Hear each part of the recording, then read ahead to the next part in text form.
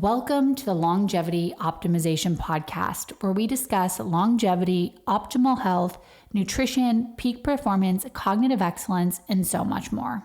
All right, Darin, it's a pleasure to have you here with me today. So great to be here.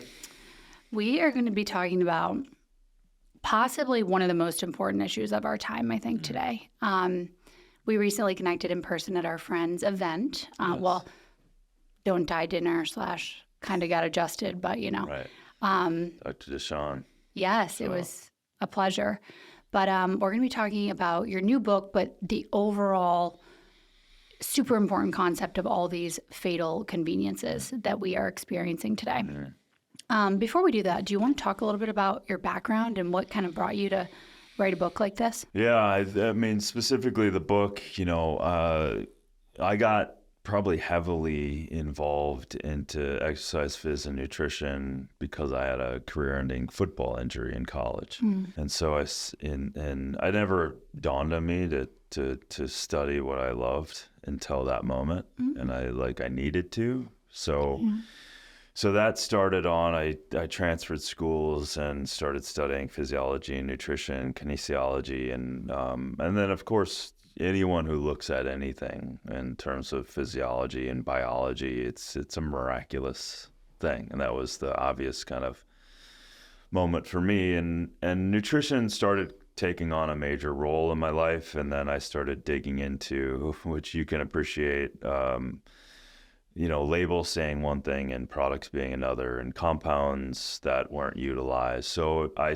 then started a career innocently running around the globe looking for clean, extraordinary botanicals all over the place, in the Amazon and the Andes and Southeast Asia and everything in between for about 15 years. And I got hired. I created a product for this company, Beachbody, called Shakeology, and we test, which you'd appreciate too. That product has got about 5,000 tests per batch. Amazing. Right. So that kind of world, validating what is in a product, that started very early. But before all of that, while I was in college, specific to this book, my father called me one day and said, I can't think straight anymore. And my brain is foggy. And this is a academic, tenured professor, couple master's degrees, and my dad. And I'm like, what do you mean? He goes, I think with some other doctor friends of mine, I think I have what's called multiple chemical sensitivity. And I'm like, oh my God, of course it's hard to believe that you've known him all your life and all of a sudden you can't smell anything that is in the world without having a reaction. So he was the first teacher teaching me and making video copies of research and all this stuff. So he was forced to retire because he couldn't be around people because he was he gave me kits, my first kits of what to do laundry with, what to use in deodorant, what to shampoo with, what to conditioner, the clothes to stay away from. That was 92. Wow. And that was my dad, because I couldn't be, if I was coming home from college, I couldn't be around him if I didn't detoxify myself. Yeah. Because it would send him off into a neurological tailspin. So that was, 30 plus years ago. Wow. So then again, I go down the nutritional route, supplements, food, write my first book, eat this way and live this way. And that's all true. It's all legacy and hydration and microbiome and sleep. And it's all legacy stuff. And you still need to do it. But then the blaringly obvious elephant in the room of our society was this, what I call fatal convenience. It was given to me by a doctor friend of mine that I met about 27 years ago, Dr. Mohsen Hurmanish, who started describing things and then labeling things based on the description. And he came up with the term fatal conveniences. And so he was telling me about cell phone radiation, showing me studies 25 years ago. And so this part of life has been playing in it kind of alongside my life for a long time. And so my father ended up passing away, not a direct result, but because he was so depressed after this exposure and retirement, he started drinking after 30 years of sobriety, and that ended up killing him. So this indirectly was the impetus of driving him into a depressive state. So this book is dedicated to him and to the really millions of us, if not billions of us, that are being affected by this chemical soup that we don't even know, that is invisible. And I just needed to, tackle this world a bit that is not being talked about enough. It's not being changed quick enough, if at all. So I started, even though it was probably a little silly to dive into every chapter in this book that should have been its own book because they're so heavy in terms of, you talk about clothing, you talk about personal care, you talk about beauty, I talk about EMFs, you talk about food. It's like every direction, any direction you look, as you know, we are combating this industrialized world that you and I didn't create, but we were born into, and we're the effect of. So I needed to, and I had to, and spirit of my dad was with me the entire time, and rooting me on. But it's not easy. It's not an easy, conversation to have. It's because you have to, as you've probably found, it disrupts a worldview a bit, because the worldview is, hey, if I'm walking down the grocery store aisle, these products, someone clearly should have tested them for safety, right? One would think, yes. Yeah, one would think. And these regulation bodies, the FCC, the EPA, the USDA, the FDA, like NIH, you name it, there's these bodies that are, regulating. Well, they're a little busy doing other things, like, I don't know, developing pharmaceuticals and ensuring everyone gets on them. They're kind of busy. So, but to your point, it's a worldview that is disrupted because just that very nature of picking up a deodorant that is dangerous, that has known dangerous compounds in it that everyone can look up right now, aluminum salts and things like that. And the crazy thing is, I had 15 researchers, and I never used AI during this whole process. I was kind of old school, still holding true to that, but this was a few years ago. So I had 15 researchers scouring through the research, and it's startling to know when you're reading something, and even the FDA is writing an article on the very thing that you're looking at, and they're even saying it's dangerous, and yet they're not regulating it. Yeah. But some sort of, we're feeling better about ourselves because we're talking about how dangerous it is, and that doesn't happen often either, because no one's acknowledging, things like red dye number 40 contributing to ADD and ADHD in kids, and then you're selling, Gatorade to children. It's like there's a million examples of this very thing. So during the pandemic and all this stuff, I just, I took 2 weekends off in 2 years writing this book. And as you can imagine, the level of reading and research and staring at this stuff, it's just like, wow, it's astonishing that, we were saying before before filming, it's like, we know what we know. And so for us to find clean products is difficult for us because the availability is not even there. So that's part of the inspiration I have, is like, let's find companies, let's support companies.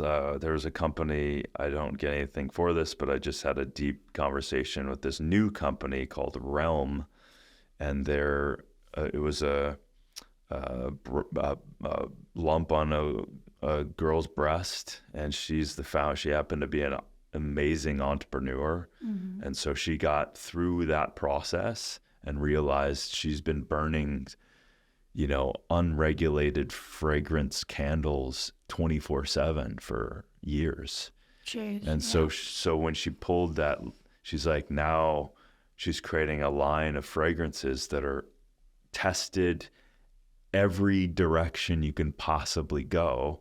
Good. And here's the great thing, I'm seeing this, is when you do it right, there's a lot of people and a lot of money opening up to funding and supporting these things, because it's now more and more coming out. Even this morning, NPR started talking about PFAS and things like that. And that's, first off, I'm glad, but also we're 60 years. Yeah.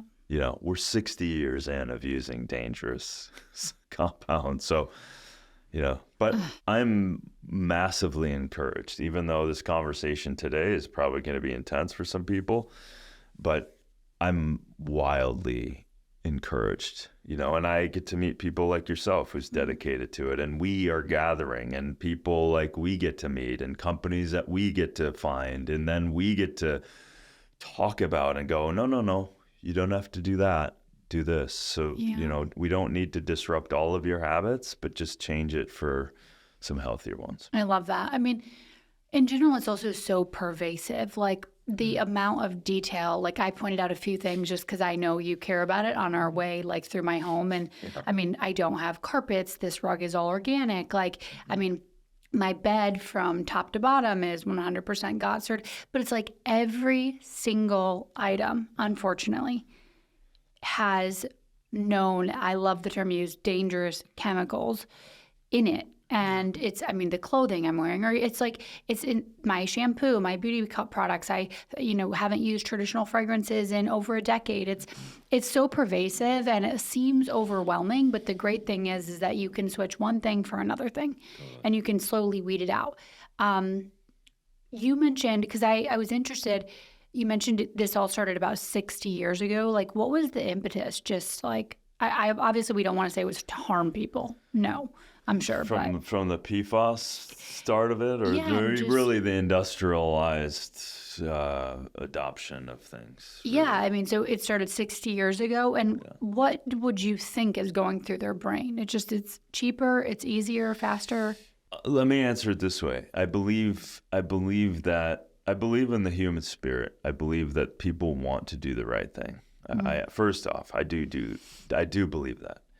And then when we, for example, PFAS, which is a pre- and polyfluoral alkali substance that was created by man, taking fluorine gas and slamming it together with carbon molecules. And what it does, just so everyone listening is, what the hell is PFAS? It's that commercial that you used to hear that a nonstick pan had, where you could put your eggs on it and they would slip off. So you don't need any oils or everything. So it was an amazing, just think about that by itself, an amazing accomplishment.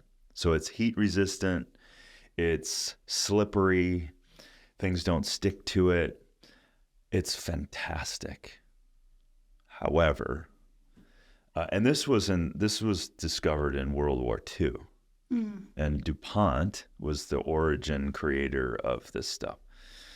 And so some of the first things was the pans and the nonstick and the muffin nonsticks and all of that stuff. Real quick, so it was discovered in a war. What were they doing with it then? I'm not sure. I don't remember what I think it was more of an accident of developing, some, they're playing with a lot of chemistry back in World War II, trying to, from atomic bombs to, and little caveat, my dad was an atomic bomb regulator in the Cuban Missile Crisis on the aircraft carrier, which also added to the problem that because he didn't have a thyroid.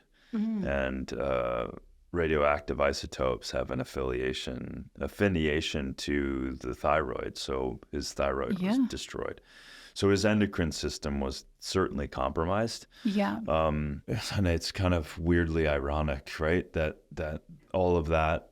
So from that, they discovered a lot of times through accidents that this chemical, but it performed so well that they didn't bother testing at the time whether there was off-gassing, whether there was bleeding into and onto anything. Now, to answer your question, I think maybe it was naive at the time. They're like, this is just so good. It's just pan. It's a pan. It's a surface. It's fine. No one thought to go, is it getting in your food? Is it? So PFAS developed into many things. Thank God more of the original PFAS is being weeded out, but there's still nano PFAS on some of you in the brand saying they're chemical free. So you really have to do your due diligence on pans and things, but it's also in makeup.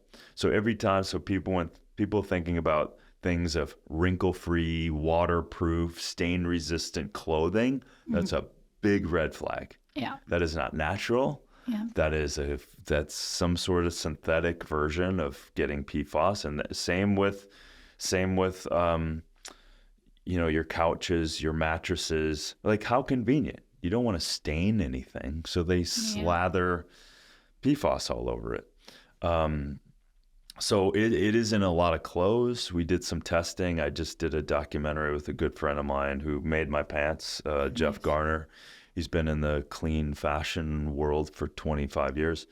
We did a documentary called Let Them Be Naked, and I'm leaving next week for the first screening of it at a film festival in Nashville. Oh, wow. And we took in a material into a lab on camera, and we did a fluorine gas precipitation to see what PFAS levels were in it. And the researcher or the technician didn't know what we just cut off a piece of cloth. And the amount of PFAS, there shouldn't be any in anything, but the California regulates at like 100 parts per million. And even though it shouldn't have any, it was 8 times that amount, and that material was a stewardess's clothing, so doesn't wrinkle, doesn't like to stain. How convenient.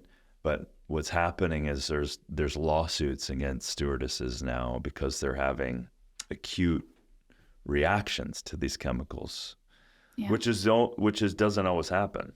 So the problem is, if you're not reacting, doesn't mean that it's not transdermally going into your through your skin and into your blood, and that's the biggest problem. So anyway, PFAS's origin was then the 3M took over and started making products out of that, and just quickly I interviewed Chris Hansen, who had a great New York Times article written about her and her work. And she was a first-year PhD out of college developing the protocols for blood tests for PFAS. They had her internally do it for the workers and realized, oh, this is really high. And the chief science officer from 3M, and this is in the 90s, said, it's fine. She even asked, she goes, these are really high levels. Are you sure PFAS is fine? And she naively believed the chief science officer at 3M at the time. So she ended up continuing her blood testing and found out that all blood samples throughout most of the population in the United States all had PFAS already in their blood. And this is in the 90s. So that's about 98, 99% through their calculations of the population. Yeah. And that's a forever chemical. So that's connected to diabetes, high cholesterol, cancers, and we don't even know because there's no protocol to chelate that out of the body. We still don't know. It bioaccumulates, and that's where it really gets scary. So the best thing we can do is stop exposing ourselves, and how that happens is make sure your pants. And here's where it really gets the clothing, and then PFAS can show up also in fast food wrappers and takeaway cartons. So again, you don't want food stuck to your how inconvenient, right? So they wipe it all over, and now it's virtually all fast food wrappers have a PFAS layer on it. So now your food is interacting with it's, Well, remember when Topo Chico, right. I was just heartbroken. I was just drinking Topo Chicos all the time. I remember I was just, like so young, and I remember Peter T loved Topo Chico. And so I'm like drinking like so many Topo Chicos. And why is there PFAS in Topo Chico? Do they add it? It's probably and this is the nuance, it's probably in the manufacturing process. So it could be a tote bag that they're holding raw materials in, right? It could be in the manufacturing line where it's interacting with a type of conveyor belt that you don't want things to stick on. This is where it gets really, really tricky because it's not, and it also could be the packaging that these things are in, without a doubt. So it's not necessarily an added ingredient, especially in food or beverage or whatever else, but it's the interaction that food or beverage has in what kind of containers they are using in the manufacturing process. So are they like working on just a PFAS-free manufacturing facility now? I hope so, but I do know, I would say first off, no. Secondly, I know personally, I actually texted them this morning. I know a group of engineers that have created an alternative to PFAS from algae. And they have been, for the last 6 to 9 months, been already working with and testing with some of the major brands for them to just switch out.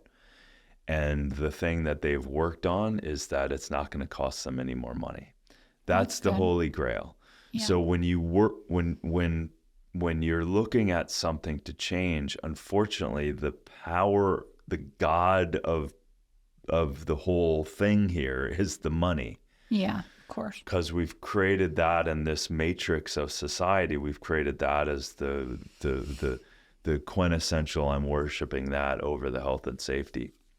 So it's a bit inverted, but if you have companies or people willing to go, okay, we're going to go all in on the solution, but that solution also, sometimes it works, sometimes it doesn't. Sometimes we have to realize that, the slave labor and the chemicals and the manufacturing of clothing, for example, is so distorted in our own minds. You can't buy clean clothes for 5 shirts for $30. It's just, it doesn't work from a true economics. But from PFAS perspective at this scale, it is working and it will work. And so this company has already bought and created the IP for it, but already bought a manufacturing facility that creates all the packaging for many of these brands. So I have optimism from those perspectives as well, when I know that these things are gnarly and there's people, creating changes. That's so important. Are there like massive, because the thing with like Monsanto, right? Which was then purchased by Bayer. These lawsuits just started like hammering them, right? And they were all, well, not all of them, but they were then having to do massive payouts for people. Right. Is that happening with PFAS companies that are using PFAS? I am not aware that they are. However, now that there's more and more attention on them, and these reporters are willing to, it's funny because very few whistleblowers ever make it. Yeah. But when there's enough pressure, and it usually comes by way of enough people start finding out about it. When there's enough pressure, then the editorial space starts to open up. And that's what I'm seeing with the PFAS. Whoever was willing, I forget the reporter at the New Yorker who did on Chris Hansen, the PFAS, it's far enough away where all the people at 3M that she worked with are gone. Mm. So, however, because they were able to talk about it, 3M decided to, and it's a Minnesota base. I'm from Minnesota, so it's kind of like a home base in that sense. But they did say that we're going to eliminate certainly the most dangerous forms of PFAS. There's about 15,000 plus different forms of them, which is its own cascade of problems. But they've decided to get rid of and not create more. And also the state of Minnesota is also saying that we're not going to, I think in 25, we're not going to accept products that have PFAS in it. Mm-hmm. I don't know how you regulate that. And sometimes you have to be careful with what people say and what they actually follow up and do. So everyone listening, let's see what 3M actually does. And because sharing information like we're doing now and having your listeners here, that's a very powerful thing. Yeah. Because we have numbers. Mm-hmm. And so the more of us that understand, we can either get into action and push back, and also just our buying power, stop buying all this stuff. And that matters, the great work that Vani Hari does, the Food Babe, where she has meetings with Starbucks and has had them change their, for example, pumpkin spice that didn't have any pumpkin, had much chemicals. So we do have power, and we just have to understand, and then everyone listening has to grok with this realization that you have to be a conscious consumer. There's just period. And you have to be a conscious consumer for your own health. Mm-hmm. Like as much as you go, I know I need to work out. I got to work out. Yeah, I should probably start using a sauna. I know I need to do that. I probably should, stay away from ultra processed food. I probably should eat some whole food. You also need to just be aware of, the personal care products you're buying and the clothing you're putting on and the underwear you're putting on your genitals and all of this stuff. It's the electromagnetic fields and never putting a cell phone up to your head ever, never putting Bluetooth in your ears ever, never allowing your children to do that. This is not just just making up stuff. These are tens of thousands of studies that are pointing to all of this stuff. And this is where, selective information, selective media reports, this is also a fatal convenience, right? It's it's an inconvenient to talk about, how sick people are when pharmaceuticals are buying up ad space in traditional media. They don't want you to talk about whole food. You can change diabetes, by the way. You don't need a drug. We're not deficient in drugs. I know. I agree. I agree. And I see this every single day at my clinic. And it's such a blessing to have, that's how medicine should be done, truly. Yeah. It's functional medicine, root cause, curative medicine, which we're just so far away from that. But we can find it in pockets. And there's lots of clinics around the world now that are opening that are doing that. But one of the things that you look at when you're doing medicine like that is toxic burden. So I'm excited because I told you about my last toxic burden, which is one of the best but the amount of effort I have to put in to get that is crazy. Yeah. It's really crazy. So that's the unfair part, right? That's where it needs to be a top down, but we can't wait for top down because you're just harming yourself in the process. Yeah. But I just sent in my newest one 2 days ago. I'm really interested because I was in Ohio then. I'm in LA now. I'm just interested to see, what's going on because there's so many things that you can be exposed to even outside of PFAS. that you have no clue. I mean, you could be living next to a manufacturing plant. You could be in your car. I mean, I love California because it just like slaps these like, warnings on everything, including cars. I walk down the street and it's like a prop. Is it Prop 85? 65. 65, sorry. And it's like, this causes reproductive harm and cancer. And it's like just on the car. I'm like, I love that. But I mean, I hate the fact that the car does that and all the other things. But at the end of the day, yeah, it's super pervasive, but you can make massive, impacts and strides with all of these things. So that's and really that exciting. stuff matters. That's like saying, it's the same thing of like, when you work out, you can't just work out tomorrow and expect that to be your benefit for the month. You got to work out every day, and you got to start with that, maybe a 10-minute walk or a yoga class or whatever it is. And then you got to add that up the next day and the next day. It's the same thing with this, but we're reversing it. We're eliminating our exposure. And I look at it as like, it's health lost. It's energy lost, right? So if it's life lost. It's life lost. Yeah, exactly. So if I have like a $10 for the day of my energy or whatever, and I'm spending $2 unknowingly just fighting 60 to 80,000 chemicals created every year, blasting me, from I'm just living in my house and I didn't know that my air quality is worse inside than it is outside. I didn't know that it's off-gassing formaldehyde from my cabinets that I just put in. Like, it's a zillion things. Yeah. So I'll spend, and I know you will, spend the rest of my life trying to illuminate solutions for this stuff. And hopefully we get to better and better utopian worlds where we're following nature rather than divorcing her. Yeah. So, unfortunately, yes, it does take effort. And the more habits you take, the more currency you pull back, right? Yeah. I would imagine that you have more vitality than most people who are like, as a bird just hits the window. Wanted to join the party. It's like, yeah, man, there's toxins in the air. Like, get rid of them, guys. Go for it. But I think of, like you said, if you start with something like filtering your water, reverse osmosis of your water will cleanse your water of guaranteed toxins coming out of your faucet. Guaranteed. 100%. Right? So there's a lot.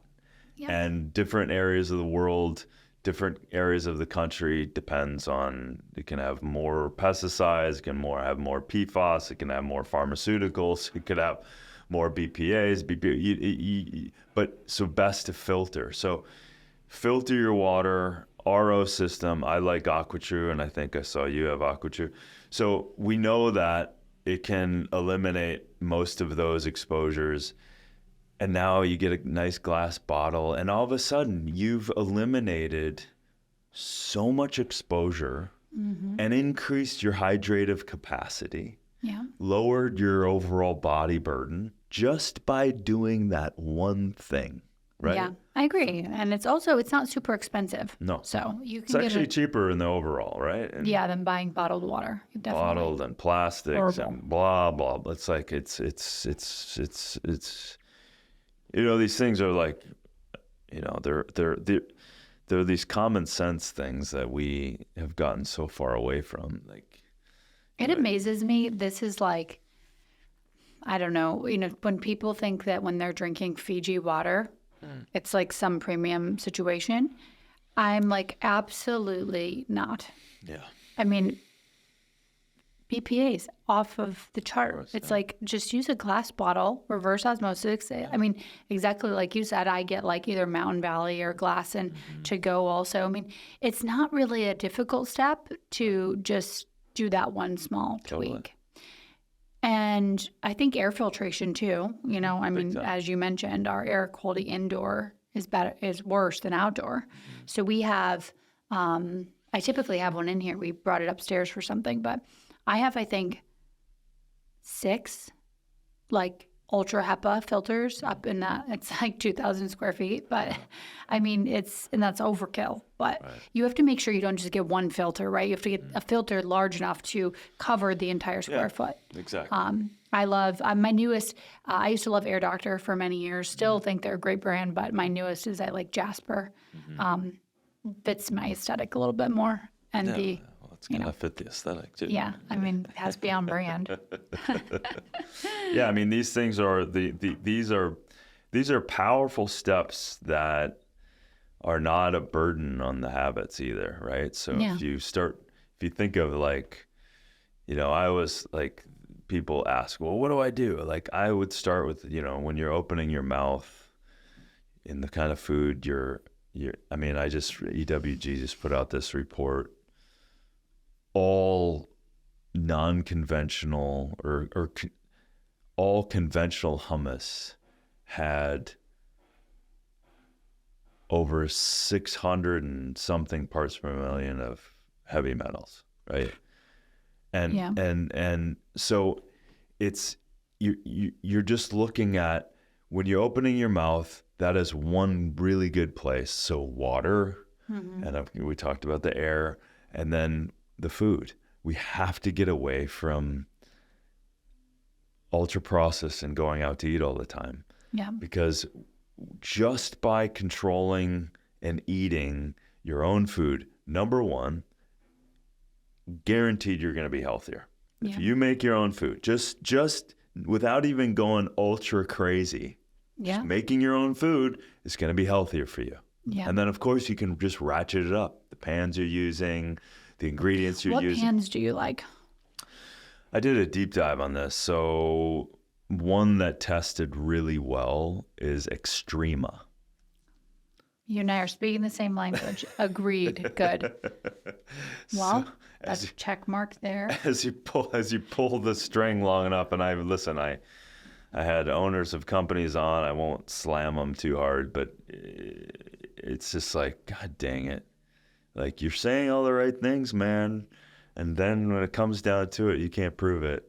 Yeah. And you're using nano particulates and the glaze on your ceramics. So you don't use ceramic. You're saying all these things, but the surfaces that ultimately the food is coming in contact with is dangerous. So yeah, these are, it's the work, we have to do, because it takes, I have my little marketplace where I try to turn down most things, because I've sent money back to people going, God damn it. Like, yeah, and I find these things and they're like, okay, let's tell people about it. But it's work to really vet companies, man. Yeah, no, I agree. I mean, we are so blessed that we have a ton of inbound, but I mean, 99.99% of things do not make the list. I mean, what I am definitely not. I know some people in the space are. Recommendations like all the time with like paid ads. I can't do it. I'm actually at a place now where unless I can go and personally check the facility myself, I can't do it anymore. Right. So I'm just going to start doing my own products, and then I'll know like 100%. 100%. Because I would never be able to tell people to go get something if I didn't know and wasn't using it. That's like a whole nother thing, but I agree. So in terms of pans, agreed with you on Extreme. I'm really happy we're on the same page. And I've went through the whole like rigmarole, right? I've tried the ceramic ones, and then I've done a deep dive. I've done all the stuff, all the different pans. Won't drop a bunch of names, but so I use cast iron. Is that good? Yeah. Okay, so cast iron, and then I love the Extrema and stainless steel. Those would be like the top, in my opinion. Mm-hmm. Everything else, I mean, obviously. You just got to make sure the stainless steel is all stainless steel. 100% layers, and it can get weird. Okay. Yeah. So, I mean, obviously, if you're listening to this and you're still using like Teflon pans, I mean, please throw them out immediately. You're harming yourself, your family. Just get better brands. These are toxic even to throw away. Right. Because there's no place to, there's no way. Yeah. There's crazy. no way. Recycling it also is a lie. There's no way. The recycling of plastic doesn't exist. Really? A few percent. So what do they do with it then? bury it. Hi guys, I'm going to interrupt this episode for a brief announcement. As you may or may not know, I started a community for females by females, and it's a female longevity optimization community.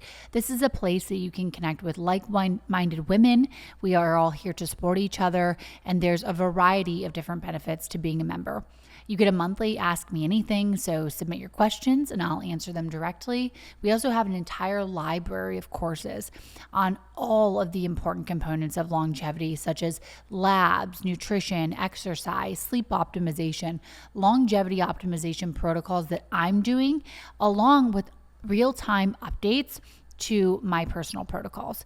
There are so many benefits of being a member of the community. We'll also be doing in-person live events here in California and virtual events for anyone that can't attend. But if you're interested in joining the community, I would absolutely love to see you there, and I will include a link in the show notes. So I do sauna like 5 times a week, but it's so crazy that even the saunas have VOCs in them. So the brand Heavenly Heat, they don't use any wood glues. They were originally made as a sauna for people with chemical sensitivities, like you mentioned with your father.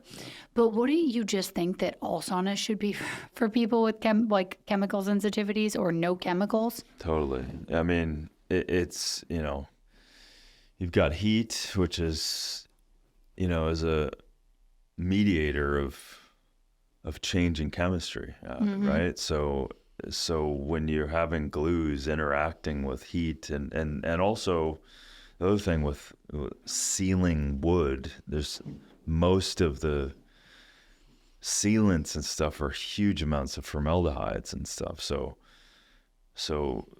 yeah, these things always seem to have a bit of a twist when, on the one hand, these health products are, buy a sauna. And on the other hand, they're toxic soup, except for in this case. So, it's there's a laziness to products, I think. There's a laziness to, and also a naivete. Like, people don't think about it. Like, until they're hit with a challenge, like this company that you're mentioning, it's like, okay, well, they were specifically dealing with multiple chemical sensitivity. Now, that population of people that know that they have sensitivity is like around 17 to 20% of the people.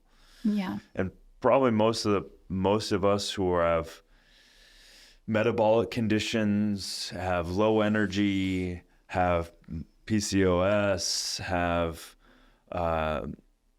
hormone disruptions, autoimmune, low testosterone, high estrogens.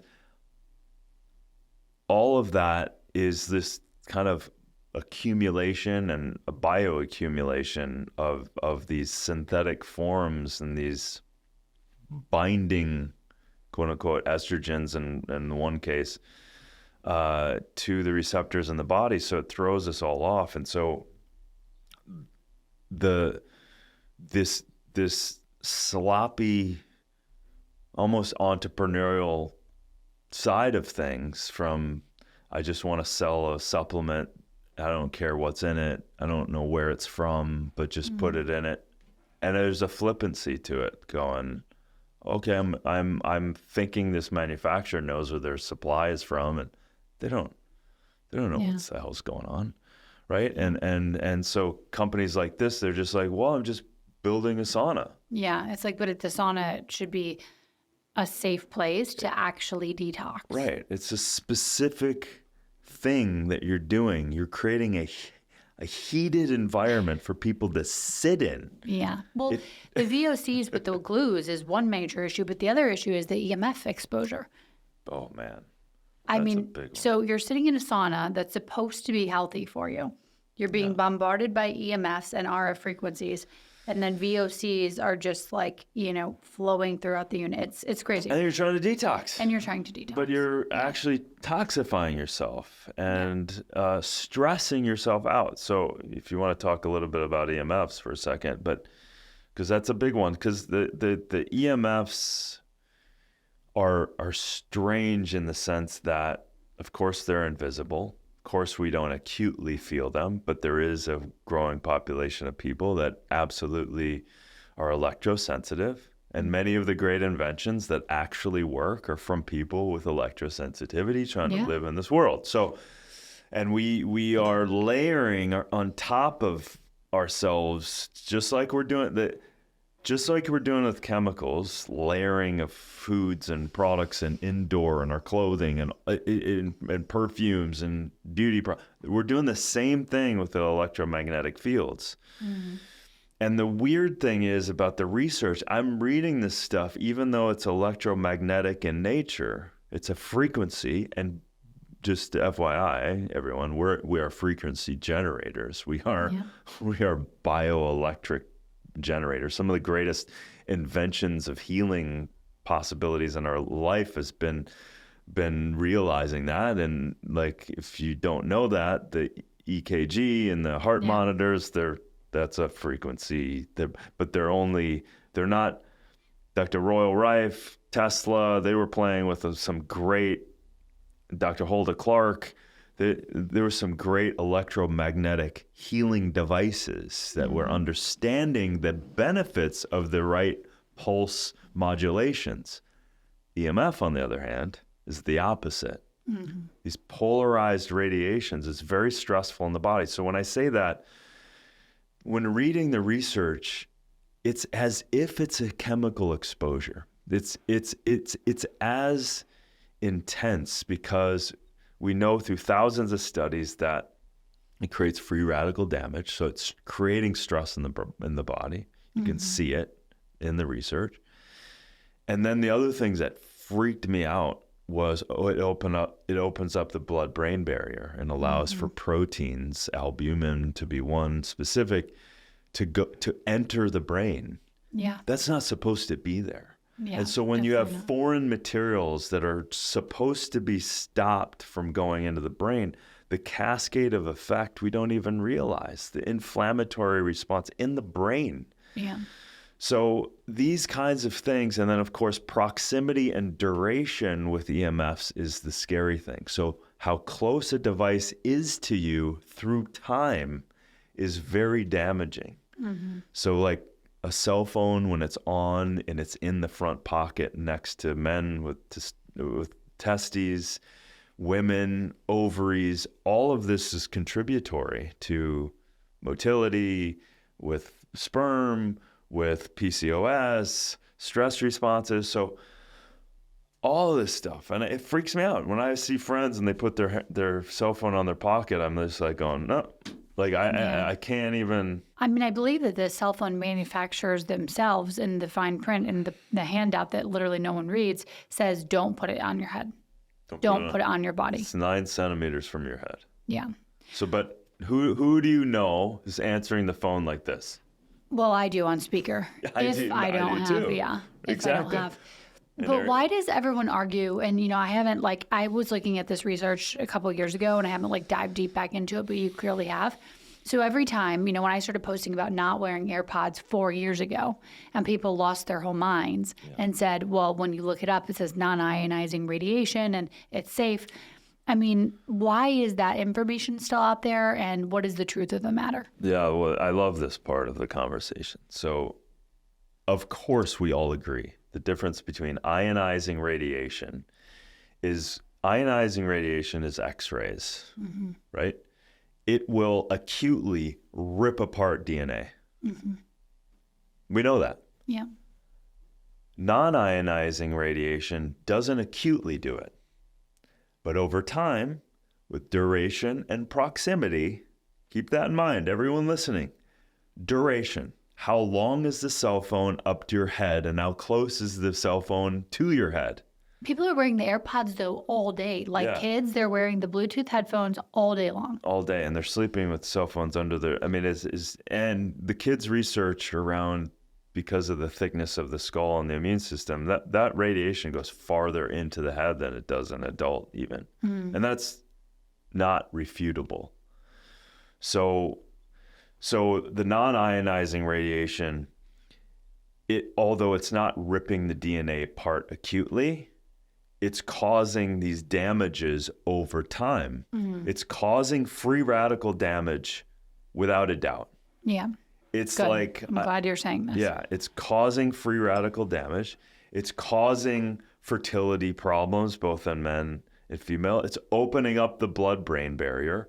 Like, these things are all over the research. You can flippantly disregard what I'm saying right now. Do your own goddamn research. Yeah. Literally look. The problem with people is they are just grabbing bits of information. It's non-ionizing.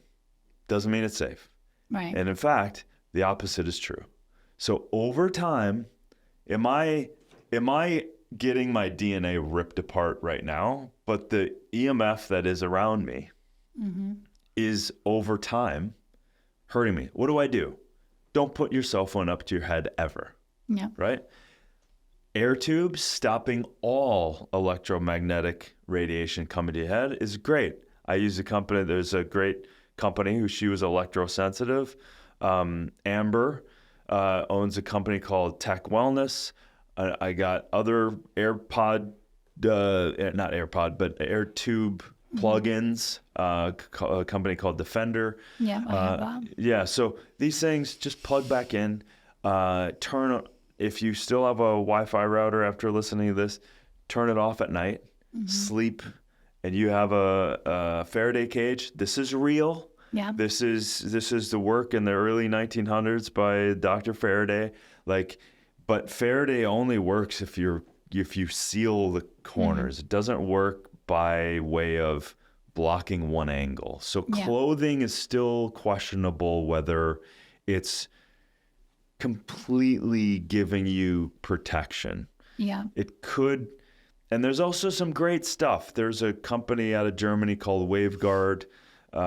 Hagen, theirs was electrosensitive when he was super young. Him and his engineer father created a toroidal field of a device, so you can have it. I travel with in my car always. Is it the coil? It is. It's not a coil. It's a copper. Yes. Okay. Yeah, it's a copper one. You can have a big one for your entire house. So what that does is it creates a natural toroidal field with a liquid inside, magnified by the copper. And so we are a toroidal field, by the way. So we're electromagnetic in nature, like we said. We create a natural toroidal field. And so by this creating a toroidal field, it disperses some of the directed EMF radiation to our bodies. Doesn't take it completely away, or else a cell phone wouldn't work. Yeah. Right? But it does minimize the biology. And Hagen spent over $1 million doing the research showing that it definitely does disperse and help the body when you're in an electromagnetic field. So these things are something I travel with it. The people sitting next to me don't even realize, but they're benefiting from it too, because it is natural. So, but that doesn't mean that I'm stupid. That doesn't mean I use the cell phone on my head. Doesn't mean that I never put my cell phone in my pocket on. I can't do it. I'm not going to do it. I have a Defender Shield case. I don't have it on right now, but if I'm going to, I have a Defender Shield fanny pack and the case. Yeah. So if I'm going on a hike, I'm using the fanny pack. Yeah. I also have the same coils. I'm really glad to hear. I've had these for years. Yeah. Really happy to hear that you like them as well, because sometimes, things, I don't have time to like deep dive into every single thing that I own. I have it just to have it because I'm like, it's better to have. I also have a Soma Vedic. I don't know. Do you like it? Don't like it? Yeah. I mean, I looked at it pretty deeply. I'm not sure. It didn't have the same level of science that I saw.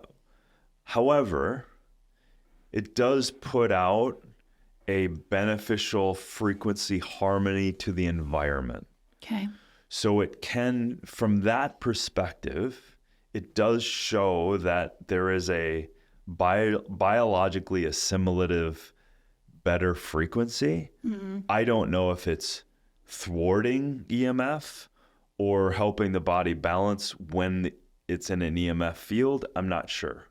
So those are just some things to think about. Yeah. I also have, I rarely ever use my computer on my lap, but if for some reason I really need to, my husband does more. So I have the Defender Shield blocking pads. Yeah. Pads, yeah. I have tons of stuff from them. So I too, I have a pad, but I also, I'm a better fan of distance. Yeah, I agree. So I have a lap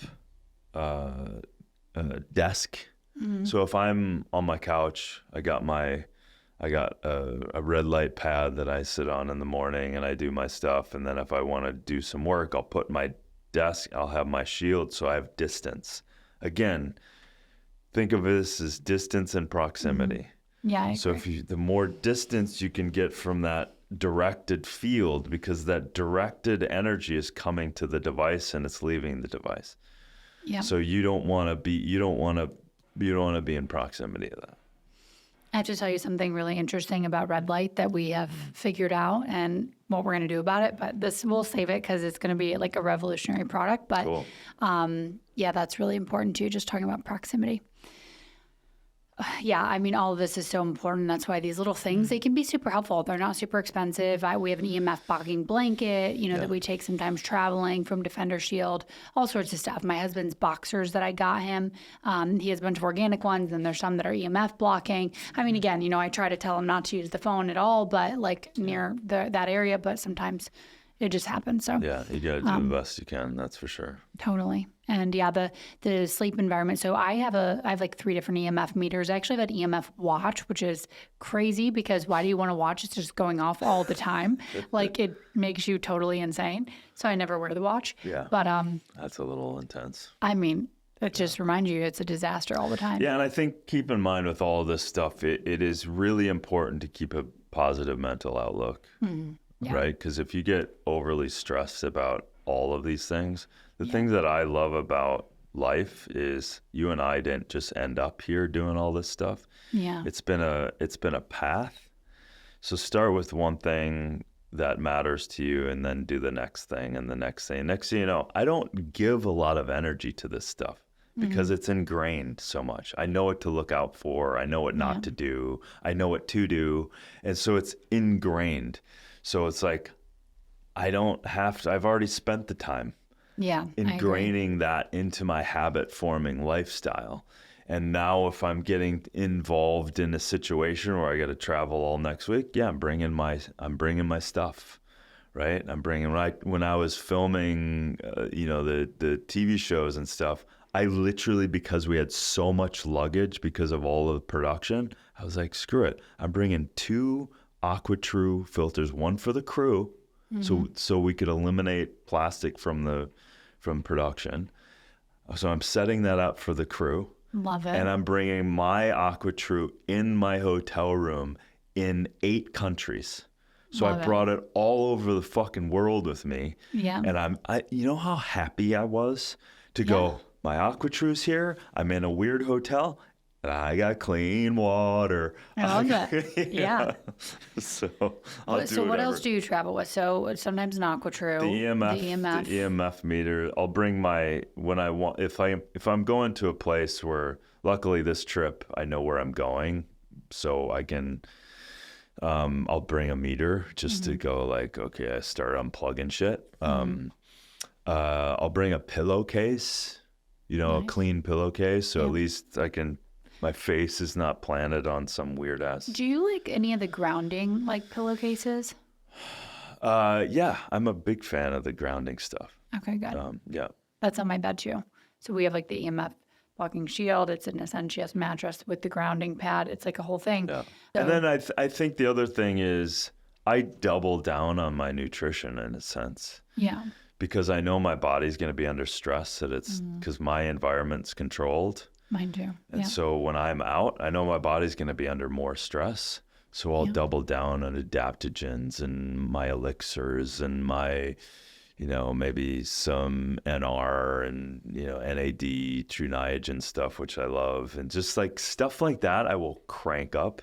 Yeah. Just so that my immune system is humming and I also just, I'm working out and I'm finding ways to do all that stuff. I'm eating good and go to markets, and those are some of the first things. Okay, where's the water? What's the filter system like? And like, I'll just get the basics and sort all that out. I love that. We need to find like portable AquaTrue. I usually just, I'm not really going to like remote places, so I'll just go I want to talk to order. them about that. I really have a desire. After that whole thing, I want to travel with one. And I love that. Yeah. I usually just find the closest Whole Foods or like health food store and order a bunch of glass bottles. But you're going to like remote spots that. So let's talk real quick about endocrine disruptors, because this is so incredibly important. I read some stats around women leaving the house with about double the amount of, known dangerous chemicals, as you say, than men, because we're doing all of these products like, hair and makeup and care, like hairspray, all this stuff that women, and we see autoimmune rates are 4 times that of men. Not saying that's the only factor. I think it's a plethora of things. I think it's how women internalize stress. I think there's other factors here, but I definitely think that the number of, endocrine disruptors are a huge contributor to all of these autoimmune conditions that women are facing. I mean, I'm not being hyperbolic, and I am in the health space, so I think people come to me more than just an average person and tell me what they're experiencing. But I have not met a single woman, we're all in our early mid-30s, and that doesn't have either PCOS or endometriosis or autoimmune, some fertility issues. So what are these endocrine disruptors, and how can we start to minimize them? Yeah. Big ones. Big ones are fragrances.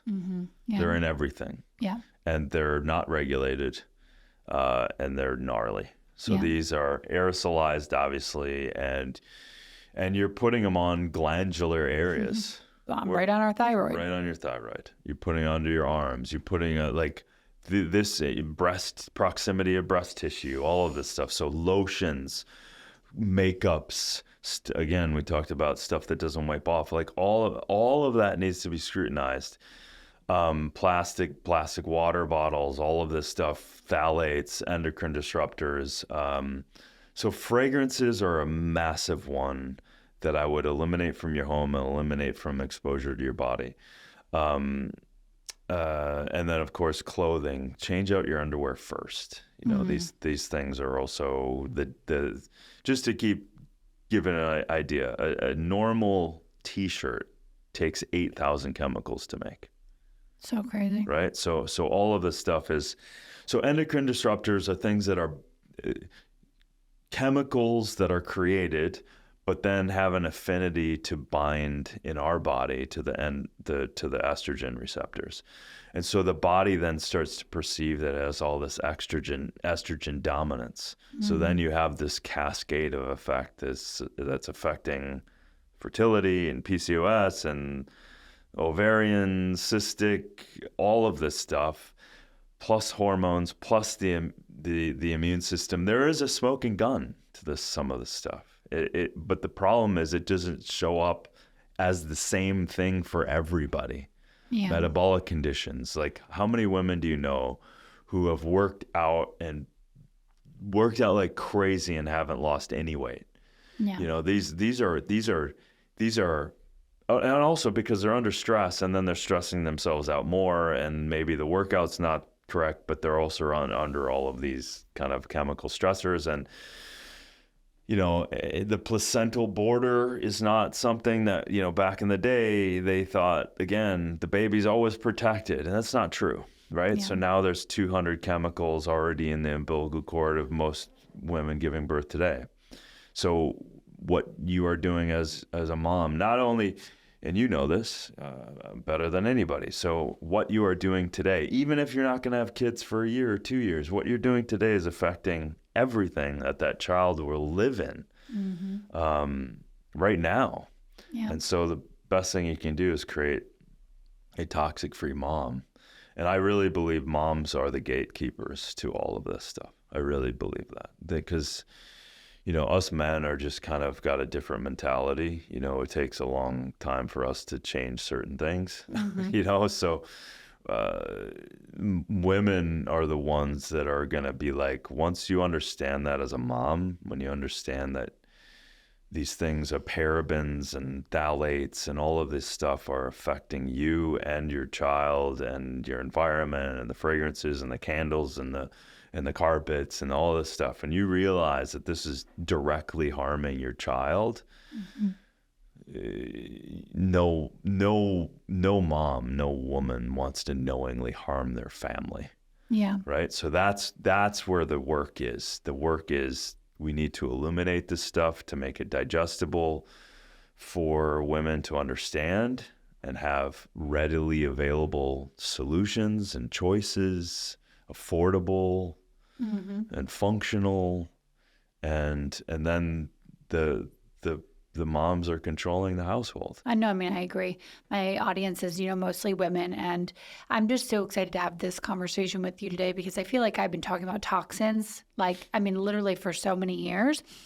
And I also don't even know, I started putting out my labs, my total toxic burden. I still really don't know anyone that's putting out their labs publicly that's even doing that test. Right. It's definitely becoming more mainstream, but it's not nearly as mainstream as it needs to be. And I just love women, and I want us to really have the best health. I'm not trying to live forever. Obviously, I'm in the longevity space. I want to live as long as my husband lives, to be honest. So therefore, I have to really help him with his health. Right. I'm the chief health officer in our family, obviously. But I mean, we just want to live amazingly healthy lives, feel good. That's what my goal is. And I think a huge part of it is the toxins. So bingo. I'm glad you're doing the work you are, and I'm stoked to have this conversation. And some random, ultimately this dude from Minnesota, I am, and my dad suffered from it, and we need to have more of this change, and we need to have this conversation. We need people to be able to realize that this is affecting all of us. Yeah, and it really does matter when you vote with your dollars. You know what I mean? We need to not give our money to companies. I know it's so easy, but that aren't doing the right thing. Totally. So, well, it's been such a pleasure. We could talk about toxins all day long, but I know we have a time frame. Unfortunately, we can. But it's been a pleasure to have you here with me today. And we'll link your book. I mean, it's a must read in the show notes. And I'm excited to see everything that you do. You got to really push these. We need this PFAS-free manufacturing plant. Oh, man. That has to happen. It does. And they'll make so much money. Of course. So just someone needs to do that. Of course. So, well, thanks for being here. Thank you. This podcast is for informational purposes only, and views expressed on this podcast are not medical advice. This podcast, including Kayla Barnes, does not accept responsibility for any possible adverse effects from the use of the information contained herein. Opinions of their guests are their own, and this podcast does not endorse or accept responsibility for statements made by guests. This podcast does not make any representations or warranties about guest qualifications or credibility. Individuals on this podcast may have a direct or indirect financial interest in products or services referred to herein. If you think you have a medical issue, consult a licensed physician.